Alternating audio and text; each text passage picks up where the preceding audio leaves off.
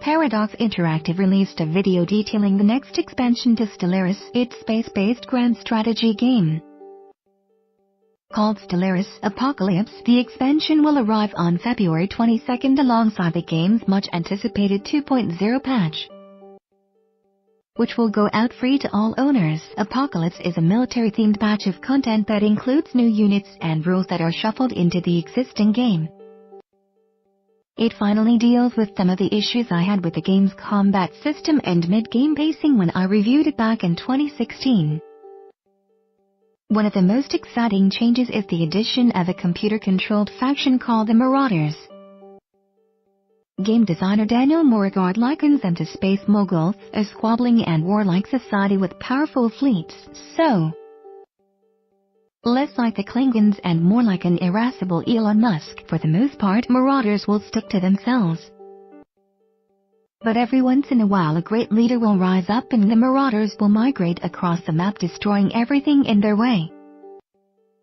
The only path forward will be to fight them off or pay them tribute if players are lucky.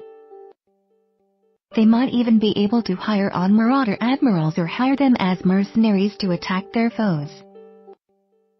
Apocalypse will also add a couple of new weapons platforms. The Colossus is basically a Death Star, a huge ship capable of destroying entire planets. Each of the game's empires will have its own Colossus design, each with its own assortment of mega weapons. They are complemented by Titans, huge warships capable of taking out opposing battleships with a single shot.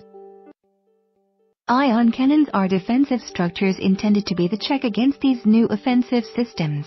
Finally, Apocalypse adds 2 new perks to the game. An Empire with the life-seated Civic perk will be able to start the game on the largest, most vigorous world available. However, every single other planet in the galaxy will be uninhabitable for their species. This will give an extra level of complexity to those players who opt for the One Planet Challenge, a particularly hardcore way to try and complete the game. On the other side of the spectrum, the Barbaric Despoiler perk will allow players to abduct a planet's population during orbital bombardments.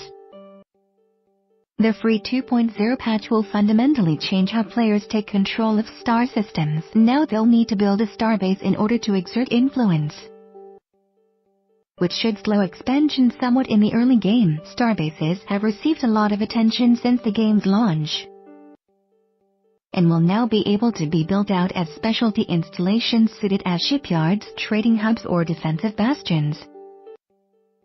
Gateways are being added to the game as a complement to wormholes, just like in the movie Stargate. Empires will need to research them extensively to determine how they work, but once they've cracked the code, they'll be able to dial up any number of networked portals across the galaxy and move between them instantly. Morigard even said that highly advanced empires should be able to build their own gateways in time. The team at Paradox Interactive may be the single most tenacious group of game developers on the planet. They never seem to stop working on their products, opting instead to spend years polishing off the rough edges and giving their games new facets. Stellaris is no exception. Since it was released in 2016, the team has come out with 2 substantial pieces of downloadable content: Stellaris Synthetic Dawn, which adds a robotic artificial intelligence to the game, and Stellaris Leviathan Story Pack, which adds new narrative content written by Sunnysea's Alexis Kennedy. Stellaris Apocalypse will launch on February 22nd.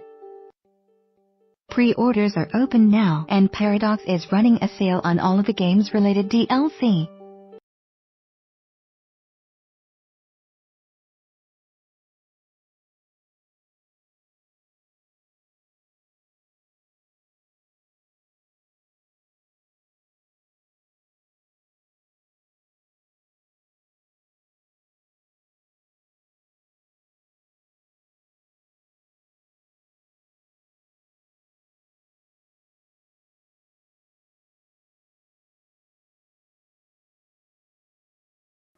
Where the freaks at?